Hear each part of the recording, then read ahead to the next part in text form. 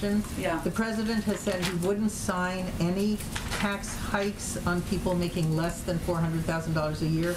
Is he also committed to ruling out any tax cuts for people making more than $400,000 a year? His bar continues to be he's not raising taxes on anyone making less than $400,000 a year. There are ongoing negotiations, as you know, about the SALT deduction, not something the president proposed, but something leaders have conveyed at different times. There's obviously support for, and we obviously want to get this legislation moving forward.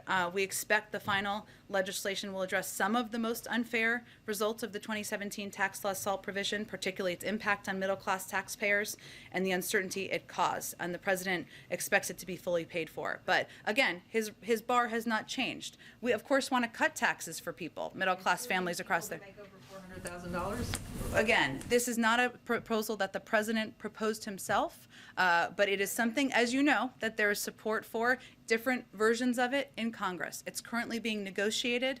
Our objective is not raising taxes on anyone making less than $400,000 a year and cutting costs. But can you explain why a tax cut for someone making more than $400,000 is still somehow commensurate with his values of protecting middle-class people? It just doesn't make any sense. Why would he? How does it not make sense?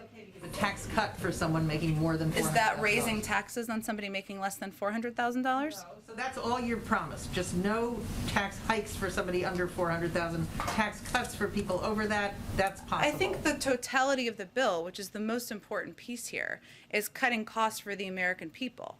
For child care, for elder care, for health care, putting in place a historic universal pre-K program. That's exactly why the president proposed and is supporting this bill. He also knows we have small margins in Congress, so there are some components. He didn't propose the SALT deduction. It's being discussed right now and negotiated.